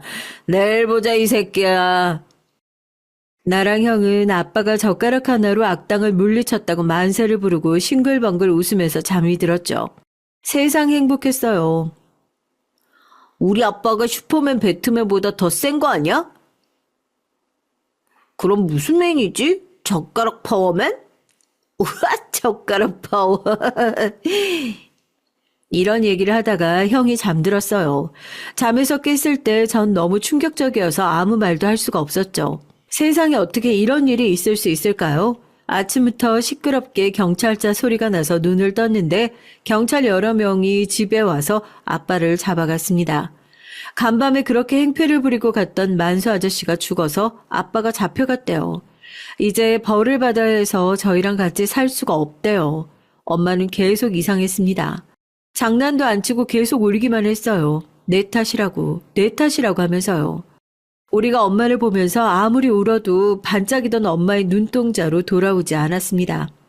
십자 모양의 흉터가 생긴 발바닥이 아프다고 아무리 엄마를 흔들어도 엄만 쳐다보지 않았죠. 지금 생각해보면 그때 엄마는 모든 상황이 엄마 탓이라고 생각했던 것 같아요. 돈을 받아내라고 하지만 않았어도 일이 그 지경은 안 됐을 텐데 하는 후에 만수 아저씨는 술에 취한 채 잠들었는데 젓가락에 다쳤다 보니 크게 통증은 없었나 봐요. 근데 뱃속은 그게 아니었던지 복강 내 출혈로 인한 쇼크가 왔었대요. 아빠는 살인죄로 20년을 복역해야 했었는데 살인 의도가 전혀 없었던 걸로 정상 참작되어 17년형을 받았대요. 17년을 아빠를 못 본다는 걸 그때는 이해하지 못했던 것 같습니다. 이제 우리 간식은 누가 사줘 하고 물어봐도 형도 모르겠다고 했어요. 형도 7살밖에 안 됐는데 그래도 형이라고 냉장고에서 김치도 꺼내주고 옆집 가서 반찬이랑 밥도 얻어와서 저를 먹여줬죠. 그리고 우리 예쁘고 빛나던 엄마는 혼자 우리를 돌봐줄 힘이 없었나 봐요. 집을 나간 엄마가 며칠 동안이나 안 보여서 내가 계속 우니까 형이 마을 어른들한테 엄마를 좀 찾아달라고 말했던 모양이에요. 다 같이 그때 엄마를 찾아준 마을 어른들에게 참 감사해요. 엄마는 늦은 시간 괴로운 마음에 마을 저수지 쪽을 정처 없이 돌아다니다가 불량한 남자 무리들한테 쫓기셨는데 욕을 보이지 않으시려고 피하시다가 물에 빠져서 돌아가셨대요. 그 남자들은 자기들은 아무것도 안 했다며 죄가 없다고 했대요. 그때 엄마 모습이 한 번씩 기억이 나요. 평소보다 많이 불어 있어서 난 우리 엄마 아니라고 했는데 형이 우리 엄마 옷이랑 신발이 맞다고 울고 있었죠. 엄마 아니니까 보지 말라고 형이 눈을 가려줬습니다. 나는 보면 안 된다고 생각했나 봐요. 어른들은 엄마한테 가지 못하도록 막아서면서도 우리를 보면서 계속 울어주셨습니다. 형, 엄마는 왜 저기 들어간 거야? 엄마가 아빠 보고 싶었나 봐. 저번에 저 저수지에 보름달이 떴었는데 엄마가 아빠 얼굴 같다고 했었잖아. 근데 왜 어른들이 엄마한테 못 가게 하는 거야? 엄마 얼굴 예쁘게 해서 보여주신대. 지금은 좀 안 예쁜가 봐. 알았어. 지금 생각해보면 형은 나랑 1살 차이밖에 안 났는데 나를 지켜주려고 엄청 애를 썼던 것 같아요. 자기도 정말 어린아이에 불과했었는데 말이죠. 아빠는 어릴 적 부모님이 일찍 돌아가셨고 마을에 친척도 없었어요. 그래서 만수 아저씨가 어렸을 때부터 아빠를 만만하게 보고 그렇게 괴롭혔나 봐요. 엄마는 아빠랑 결혼하면서 가족들이랑 등을 졌고 장례식장에도 엄마 오빠라는 사람이 잠깐 왔다 갔는데 우리를 물끄러미 한참 보고 그냥 바로 돌아갔어요. 그렇게 우리를 맡으려고 하는 사람들이 아무도 없어서 우리는 결국 보육원에 맡겨졌습니다. 보육원이라는 새로운 집은 처음엔 너무 무섭고 적응하기 힘들었어요. 이런 상황이 일어날 거라고는 생각을 해본 적이 없었죠. 그냥 엄마 아빠가 다 너무 보고 싶고 너무 믿고 그래서 형한테 안겨서 많이 울면서 잤습니다. 보육원은 하지 말아야 하는 것들이 너무 많았어요. 내 물건은 없고 모두의 물건만 있었습니다. 내 형인데 다른 아이들의 형도 되고 말이죠. 형은 예전처럼 말을 많이 하지 않았어요. 내가 농담을 해도 잘 웃어주지도 않고요. 형을 웃기려고 웃긴 표정도 짓고 춤도 췄는데 잠깐씩 미소만 지어줬습니다. 보육원에서 한 3개월 정도 지냈던 어느 날 그냥 봐도 좋은 옷을 입고 맛있는 걸 잔뜩 사온 아줌마 아저씨가 왔어요. 내가 형을 웃기려고 개구리 춤을 추고 있었는데 그걸 봤나 봐요. 밝고 개구진 아이라고 좋아하면서 나를 데려가겠다고 했죠. 난 형이랑 같이 가는 줄 알았는데 2명은 필요 없고 형은 너무 말수가 없어서 힘들 것 같다고 나만 데려가겠다고 했습니다. 안 가겠다고 형이랑 헤어지지 않겠다고 했는데 원장님이 귓속말로 저분들 따라가면 아빠를 자주 만나게 해주겠다고 하셨다고 하더라고요. 그 말에 속아서 형한테 저 아저씨 아줌마 따라가겠다고 했어요. 가고 싶어? 가지 마. 형, 저분들 따라가면 아빠도 자주 만나게 해주겠대. 나 아빠 보고 싶어. 형이랑 전화도 하게 해주고 자주 보육원에 데려다 주겠다고 했어. 대안아, 민국이가 가고 싶어 하는데 보내주자. 2분이 자주 민국이 여기 오게 해주겠다고 하시니까 너무 걱정하지 말고 형이니까 멋있게 보내주자. 우리 대안이. 쪼그려 오는 대안이 형을 뒤로 하고 아저씨 아줌마 차를 탔어요. 가서 맛있는 거 많이 먹고 아빠도 볼 수 있을 거니까 새로운 집으로 가는 게 정말 좋았어요. 형이 없어서 그게 좀 아쉬웠지만 내가 아빠를 만나고 소식을 전해주면 되니까요. 따라간 그 집은 아늑한 아파트였습니다. 중학생 형이 있는 줄은 몰랐는데 그 형은 나를 보고 별 말을 하지 않았어요. 새로운 엄마 아빠는 나한테 맛있는 것도 주고 형이랑도 잘 지내라고 했죠. 따뜻하고 좋은 방도 생겼는데 장난치고 말할 사람이 없었어요. 이상하게 새엄마 새아빠는 내가 무슨 말을 해도 별 대꾸를 하지 않았죠. 형이 보고 싶다고 해도 지금은 안 돼, 나중에 가자 했고 아빠가 보고 싶다고 하면 심하게 화를 내서 더 이상 얘기를 할 수가 없었거든요. 너무 무서웠어요. 새로 생긴 아빠, 엄마까지 사라지는 건 싫었거든요. 형이 보고 싶어서 매일 울었던 것 같습니다.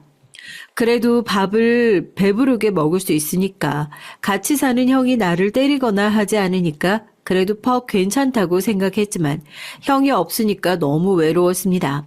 밖에 나가서 형한테 전화라도 하고 싶었는데 절대 혼자서는 못 나가게 하더라고요. 새벽에 자다가 잠에서 깼는데 화장실에 가려는데 안방에서 말소리가 들리더라고요. 문에 귀를 대고 들었습니다. 어디부터 다치는 게 의심 안 받을까? 팔은 너무 약한 것 같고 다리가 부러지는 게 어때? 다리 불거가 되면 돈을 얼마나 받을 수 있지? 입양한 지 얼마 안 되는데 너무 티나지 않을까? 그게 지금 문제야. 데려온 지 2달이면 충분해. 전국에 과외 안 시킬 거야. 난 내 아들 꼭 외국으로 유학 보낼 거야. 고아 데려와서 밥 잘 먹여주는 것만 해도 제가 호강하는 거 알아? 범죄자 자식 주제. 호강하는 거라고. 우리 아니었으면 밥도 제대로 못 얻어먹을 고아 새끼라고. 정국이 미래만 생각해. 지 형도 버리고 좋다고 우리 따라왔는데 뭘? 이 정도면 저 처지에 호강하는 거 아니야? 갑자기 다리에 힘이 풀려서 주저앉았는데 내 뒤에서 정국이 형도 그 얘기를 듣고 조용히 나한테 속삭였어요. 저 사람들 정말 무서운 사람들이야. 너 여기 있으면 절대 아빠도 형도 못 만나. 도망쳐. 난 그래도 믿기지가 않아서 고개를 저었습니다. 내가 착하게 굴면 나를 잘 키워주지 않을까 작은 희망이 있었던 것 같아요. 그런데 며칠 후에 갑자기 놀이공원에 가자고 정국이 형까지 4명이서 놀이공원에 가자고 하더라고요. 지금 생각해보면 정국이 형까지 가야 보험사에서 의심을 덜하지 않을까 하는 생각을 한 것 같습니다. 신호등 앞에 서서 기다리고 있는데 새아버지가 얘기를 하더라고요. 민구가 여기는 파란불이 아니라 빨간불에 건너는 건널목이야. 신기하지? 저기까지 먼저 뛰어봐. 자, 뛰어! 싫다고 손을 잡으려고 하는 나를 살짝 떠밀었습니다. 진짜 사람이 아니라 어떻게 이런 짓을 할 수 있을까요? 빨간불에 사람을 밀다니요. 정국이 형이 미리 잡아준 덕분에 넘어지긴 했지만 차에 치이진 않았습니다. 그런데 넘어지면서 다리를 삐었는지 다리가 너무 아팠어요. 내가 덜 다쳐서 실망하는 얼굴들을 보고 정국이 형이랑 눈이 마주쳤습니다. 형이 눈빛으로 얘기를 하는 것 같았어요. 얼른 도망가라고. 나도 고개를 조용히 끄덕였습니다.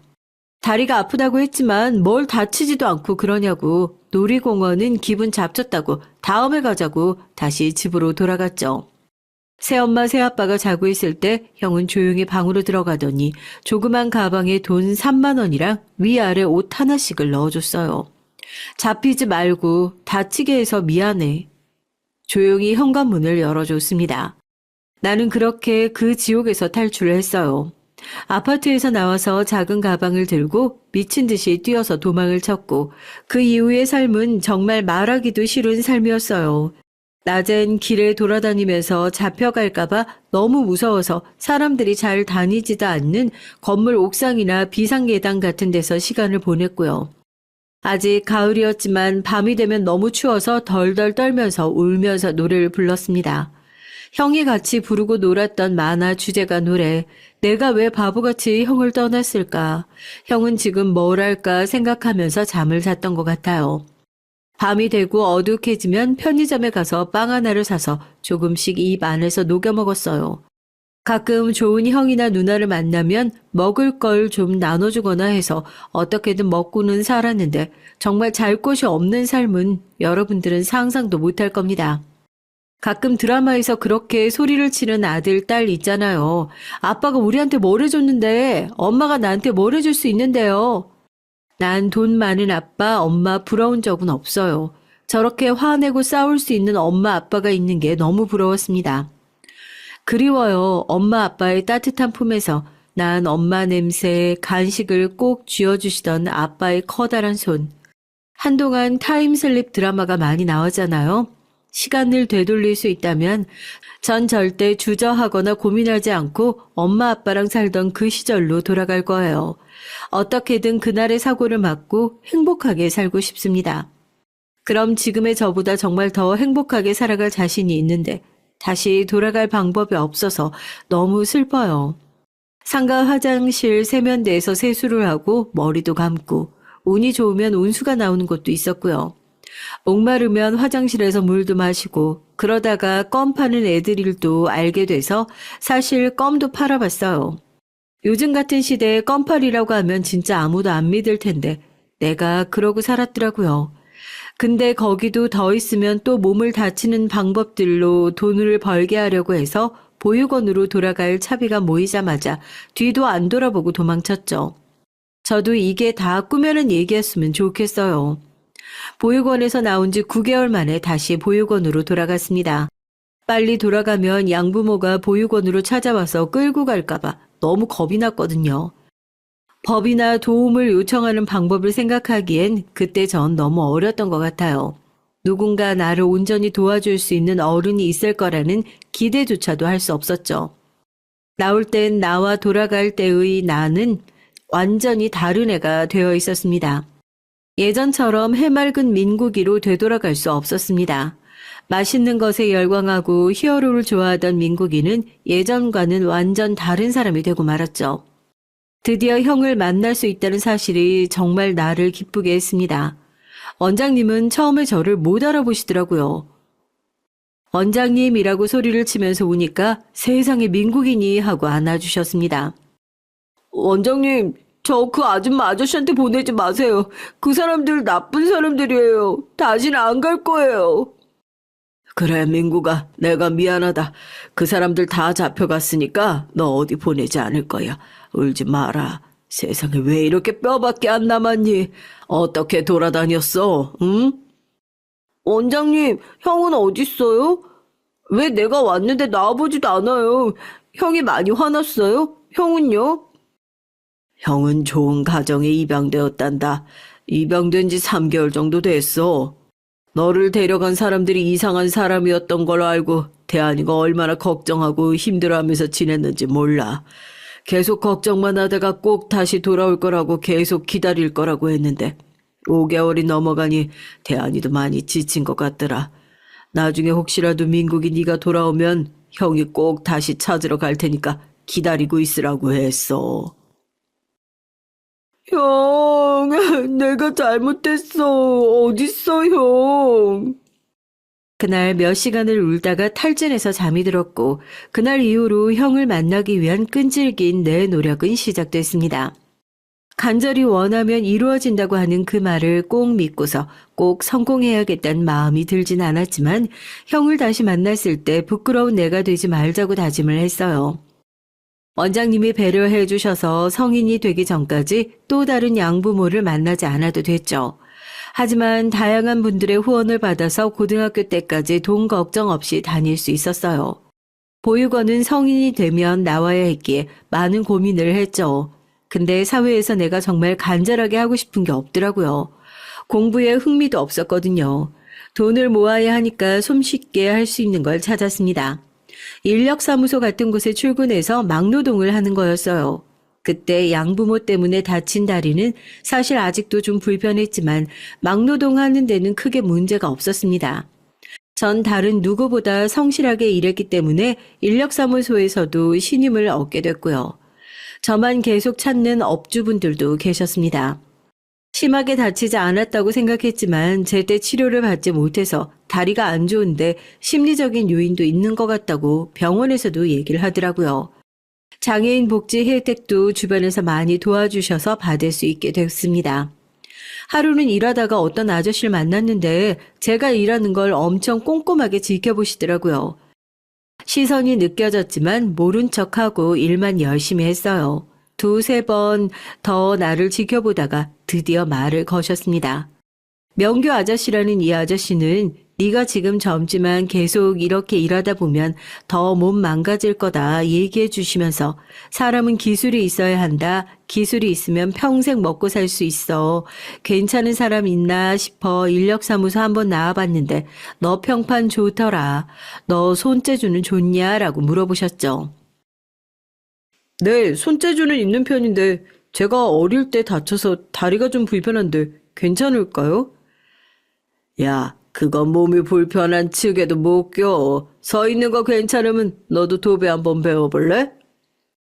돈도 괜찮고 그렇게 어렵지도 않고 너한테 잘 맞을 것 같은데. 별 기대 없이 아저씨한테 배워서 시험을 쳤는데 한 번에 붙어서 도배 기능사를 땄어요. 막 사는 인생 같았는데 또 이렇게 자격증이 생기고 하니까 뭔가 좀 뿌듯하더라고요. 그 이후부터 아저씨랑 같이 일을 하기 시작했습니다. 하다 보니 도배 일이 참 좋아지기 시작했어요. 사실 그닥 다른 사람들의 존경을 받는 그런 직업은 아니었지만요. 보수도 괜찮고 도배를 해주고 만나게 되는 집주인 또는 가족들의 밝은 얼굴들이 좋았습니다. 예전에 있었던 누렇고 얼룩진 벽지 대신 깔끔하고 밝아진 실내 모습을 보는 사람들은 우아하고 입이 떡 벌어지기도 하고요. 기분 좋아진 얼굴이었는데 그게 나한테 많은 위안이 되더라고요. 한평생 뭔가 내 것이라고는 없는 인생, 있어도 항상 나눠야 하고 가족마저도 없는 고루한 인생이었는데 다른 사람을 기쁘게 해주는데 도움이 됐다는 생각이 들면서 한없이 마음이 부자가 된 것 같았습니다. 열심히 땀을 흘리며 일하고 나면 내 과거까지도 하얗게 밝아지는 것 같아서 힘들었지만 일하고 나면 늘 기분이 좋았어요. 정말 깔끔하게 일을 했기 때문에 한 번도 컴플레인을 받아본 적이 없는 것도 나의 자부심 중 하나고요. 연차가 쌓이니까 그러니까 경력이라고 하죠. 15년 차가 되니까 소문이 많이 나서 거의 업계의 최고 페이를 받으면서 일을 했어요. 이제는 돈도 많이 모아뒀는데 여유가 생기면 늘 형을 찾고 있는데 아무리 찾아도 비슷한 사람조차 찾질 못했습니다. 내가 양부모 따라가겠다고 하고 갔을 때 쪼그려 울던 그 형은 일주일 넘게 밥도 잘 못 먹고 너무 힘들어 했대요. 나도 가서 형이 보고 싶어서 많이 울었는데 남겨진 형은 또 얼마나 많이 힘들었을까요? 그래서 나를 한 번도 찾아오지 않는 걸까요? 15년을 부지런히 일만 하면서 살아왔지만 늘 그리움을 달고 사는 삶. 다른 날은 그래도 괜찮은데 제일 심한 게 명절, 성탄절 뭐 이런 날들이었죠. 그런데 하루는 명규 아저씨가 자기 집에 데리고 가서 밥도 챙겨주시더라고요. 밥만 얻어먹기 미안해서 설거지도 하고 집 청소도 해드렸죠. 그러다가 아저씨 딸이랑 알게 됐어요. 처음엔 얼마나 많이 싸웠는지요. 눈치도 많이 주고 왜 남의 집에 눈치 없이 와서 밥 먹고 이러느냐는 듯한 따가운 표정과 말투 때문이었죠. 사무직에 근무한다는 말을 왜 이렇게 떽떽거리면서 하는지 아마 서로 싫어했던 것 같아요. 한 1년을 아웅다웅 하다가 걔가 갑자기 된장찌개를 어떻게 끓이는지 물어보더라고요. 얘가 왜 이러지 싶었지만 뭐 별거 없다는 듯 시크하게 알려줬습니다. 그러다 심드렁한 목소리로 이런저런 얘기까지 하기 시작했죠. 어릴 때 얘기, 원래 성격이 이렇지 않았는데 아버지 혼자 놔두고 엄마가 바람나서 집 나가고 나서부터 아빠한테 살가운 표정이 어렵다더라고요. 아버지가 항상 안쓰러운데 좋은 소리도 간이 미치겠다고요. 된장을 맛있게 끓여주고 싶은데 아무리 해도 맛이 안 나서 고민 중이었대요. 근데 아저씨가 내가 끓인 된장찌개를 잘 드시길래 물어봤답니다. 그래서 나도 어렸을 때 있었던 얘기들을 자연스럽게 하고 있더라고요. 가만히 얘기 듣더니 애가 펑펑 우는 게 아니겠어요? 괜한 얘기했나 미안하다 하고 집에 그냥 갔죠. 근데 다음날 애가 또 틱틱거리는 거예요. 좀 짜증나서 가려고 하니까 갑자기 손을 콱 잡더라고요. 심장이 터지는 줄 알았습니다. 얘가 왜 이러지? 손이 차갑고 식은땀도 나는데 애가 몸이 차가운가 하고 생각하다가 왜 하니까 눈물이 또 그렁그렁 하더라고요. 난 많이 외로운 사람인데 너도 그런 것 같다. 네가 싫어서 심술 부린 게 아니라 내가 너한테 관심 있는데 어떻게 해야 할지 몰라서 그랬어. 미안해. 이러는 거 아니겠어요? 난 집안 얘기, 내 속마음들을 편하게 얘기할 사람이 없이 지금까지 살았고 그래도 괜찮았다고 생각했었는데 어제 너한테 그렇게 얘기하고 밤새도록 많이 웃고 많이 울었어. 설레더라고. 그리고 마음이 너무 편하고 개운하더라. 난 너랑 있는 게 좋은데 넌 어때? 어안이 벙벙했습니다. 생각 좀 해볼게. 나 다리 불편한 거 알아? 못 걷는 것도 아닌데 뭐 어떠냐? 너희 아버지가 싫어하지 않을까? 주미가 싫은 건 아니었지만 그렇다고 내가 지금 여자를 만날 때인지도 모르겠고 누군가를 책임질 수 있는 사람이 아닌 것 같은데 아저씨도 싫어하지 않을까, 나를 이제 다시 보지 말자고 하는 건 아닐까 하는 걱정이 너무 많이 들었습니다. 아저씨는 이제 내 가족과 마찬가지였기 때문에 아저씨마저 잃고 싶지 않았거든요. 그게 뭐가 중요해? 그리고 네가 괜찮다고 먼저 만나보라고 한 건 사실 아버지야. 아저씨가 나를 소개했다고? 나 같은 게 뭐라고 나처럼 몸도 불편한 사람을 만나보라 할 리가 없다. 아니다. 아니지. 라고 했어요. 아빠는 살아보니까 믿을 수 있는 사람, 서로 의지할 수 있는 사람, 대화가 잘 되고 성실하고 착한 사람이 제일 좋더라고 하시더라. 근데 나도 가만히 지켜보니까 네가 그렇더라고. 항상 뭔가 외로워 보이는데 사랑받고 싶어서 아빠랑 나한테 더 잘하려는 것도 보이고. 근데 그게 밉지 않더라고. 너한테 일부러 화도 내고 어떻게 하는지 봤는데 넌 항상 나한테 져주고 말도 잘 걸고 하더라.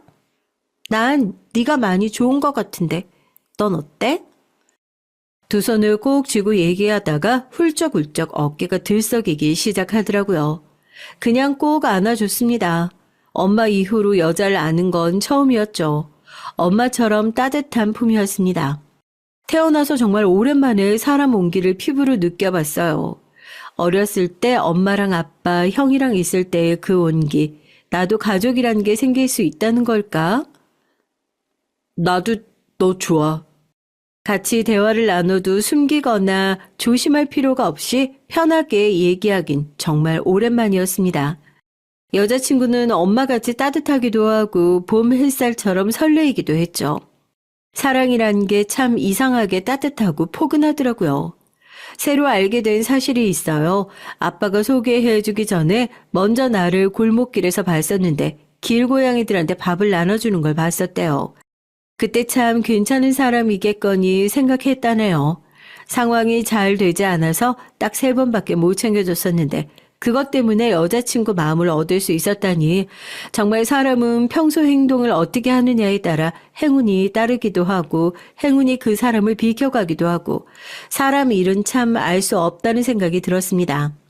처음엔 그냥 친구 같았는데 점점 그 사람을 알고 나니까 더 좋아하는 마음이 강해지더라고요. 같이 있고 싶고 그 사람의 온기를 온전히 느끼고 싶어지는 마음이 강해지면 강해질수록 더 함께 있고 싶어졌어요. 같이 오래 사귀다 보면 권태기도 오고 그렇다고 했는데 나랑 주민은 늘 같이 있으면 있을수록 더 좋아서 결혼하고 싶다는 생각이 들었죠. 명규 아저씨랑 같이 일하러 가는데 아저씨한테 넌지시 저 수민이가 정말 좋은데 제가 사위가 돼도 되겠냐고 여쭤봤습니다. 세상에. 아저씨가 단호하게 아니 그럼 안 하려고 했냐라고 혼났어요. 그러다 갑자기 같이 운전해서 가다 퍽 무리하게 끼어들게 하는 차가 우리 차를 들이받았어요. 몸이 엄청난 충격의 반동으로 이리저리 막 튕겨져졌어요. 세상에 이럴 수는 없었습니다. 이제서야 소소하게 알아가기 시작한 행복이었는데 정신을 차리기가 어려웠죠. 마지막으로 제 눈에 보인 건 아저씨가 차 유리에 머리를 3개 박아 피가 흐르고 있는 모습이었습니다. 이럴 순 없어요. 나도 이제 좀 행복해지려고 했는데 사고라니요. 나도 이제 좀 행복해지고 싶은데 주미야 울지 마. 다시 정신을 잃었습니다. 안 돼. 정신 차려보세요, 환자분. 환자분 괜찮으세요? 보호자 있습니까? 이 환자 보호자 오세요. 내 발쪽을 살펴보다 이 흉터는 혹시 이 환자 이름이 이명규라고 되어 있는데 이 이름 맞나요? 아니에요. 이명규는 저희 아빠고요. 이 환자는 김민국이에요. 민국이가 맞나요? 혹시 이 환자 나이가 어떻게 돼요? 37이요. 왜 그러세요? 무슨 문제 있나요? 이 사람은 뭐지? 어딘가 되게 낯익은 얼굴인데 어디서 많이 본 얼굴인데 민국이랑 참 많이 닮았는데. 김민국 씨, 정신 차려보세요. 형, 아빠, 엄마, 아저씨 가지 마세요. 주미야, 어떡하지? 김민국 씨 부인 되시나요? 부인은 아니고 여자친구예요. 곧 결혼할 사이고요. 둘 다 괜찮을까요? 지금 교통사고 때문에 다리 쪽이 약간 골절이 되셔서요. 마취 후 저희가 수술을 진행하려고 합니다. 아버진 머리에 피가 좀 고이셨는데 그렇게 위험한 부분은 아니라서 상황을 좀 지켜보려고요. 혹시 김민국 씨 발에 흉터가 있던데 혹시 어떻게 생긴 건지 알고 계실까요? 어렸을 때 소주병을 잘못 밟아서 십자 모양으로 찢어졌다고 들었어요. 이 얘기를 듣자마자 의사가 끄끄거리면서 대성통곡을 했다고 해요. 민구가 대한이 형이야. 기억나? 너 다리 왜 이렇게 많이 다쳤어? 형이 다 고쳐줄게. 정신 좀 차려봐. 전 그렇게 형을 만났습니다. 비몽사몽간에 내가 대한이 형이란 말을 듣는데 정신이 번쩍 들었어요. 이건 있을 수 없는 일이에요. 그렇게 찾던 형이 이렇게 나타나다니요. 꿈은 이루어진다고 늘 믿고 기도하고 살았었는데 사고 나고 형을 만나게 되니 정말 믿을 수가 없었습니다. 계속 얼굴도 꼬집고 뺨도 때렸어요. 야, 아프잖아. 하지 마. 형 왜 이제 왔어? 내가 얼마나 많이 찾았는데. 미안하다. 네가 가고 나서 보육원으로 외삼촌이 찾아오셨어. 엄마 장례식 때 왔던 그 남자 어른 기억나지? 해외 나가기 전에 우리 얼굴 보러 오셨다가 너가 없어지고 내가 망가져가는 거 보시고는 외국 나가실 때 날 데리고 가셨어. 나한텐 생명의 은인이야. 원래 외갓집에서 엄마를 엄청 아끼셨대. 엄마 결혼 때문에 반대하다가 사이가 서먹해졌는데 도저히 다른 분들은 마음 아파서 장례식까진 못 오셨대. 집안 어른들이랑 상의해서 몇 주 내로 우리를 데려가려고 했었는데 네가 먼저 입양되는 바람에 상황이 다 틀어진 거지 뭐. 울먹거리면서 말하는 형 앞에서 보험 사기단 양부모에게 입양되어 다리 다치고 계단에서 자고 껌파리하고 살았다는 말을 도저히 할 수가 없어서 입 안에서만 맴돌았습니다. 형 의사 된대. 정말 멋있다. 형, 나는 잘못 살았어. 미안해. 내가 그때 형 버리고 가지만 않았어도 형도 안 괴롭고 다 괜찮았을 텐데. 형, 나 잘 살진 못했는데 나 정말 열심히 살았어. 형 다시 만나려고, 꼭 다시 만나려고. 정말. 고맙다. 이렇게 살아줘서 정말 고마워. 내가 네 다리 꼭 제대로 고쳐줄게. 난 네가 살아있기만을 바랬다. 혹시나 안 좋은 일 당해서 죽지만 않았길 수십 년 바랬는데 미국에서 널 찾는데 한계가 있어서 3년 전부터 한국 들어와 있었는데 네가 환자로 실려올 줄 꿈에도 몰랐어. 민구가 그래도 덕분에 만났으니까 이제 우리 정말 재밌게 살자. 난 이제 정말 여한이 없을 정도로 왁자지껄한 집에서 살게 됐고요. 다행히 명규 아저씨, 그러니까 장인어른은 무사히 회복하셨고 나도 다리가 거의 완치되어서 무사히 결혼식을 형이랑 한 달 차이로 했어요. 아니 형은 그 바쁜 의사를 하면서도 속도 위반으로 형수님이 조카까지 임신해 있었더라고요. 한국에 나 찾으러 와서 나 말고 영혼의 반쪽을 먼저 찾아가지고 좀 괘씸하지만 그래도 같이 살고 싶어하는 우리 마음을 형수랑 주미가 잘 이해해줘서 우리는 한 집에 살고 있습니다. 각자 모아둔 돈 합치고 외삼촌도 돈 좀 보태주셔서 크고 좋은 집에서 장인어른도 모시고 재미있게 살고 있어요. 너무 힘들고 고단한 삶이었지만 그리고 다쳐서 찾은 형이지만 그렇게라도 다시 만날 수 있어서 난 정말 행복해요. 어릴 적 사고로 비관하고만 있었다면 우리 인생이 지금처럼 절대 흘러갈 수 없었을 거라 확신해요. 그러니까 여러분도 현재를 열심히 살되 미래에 내가 원하고 이루고자 하는 것들이 꼭 이루어지리라 믿고 살아갔으면 좋겠습니다. 허황된 꿈이 아니라 반드시 내가 이루고자 하는 그 꿈은 믿는 만큼 꼭 이루어지니까요.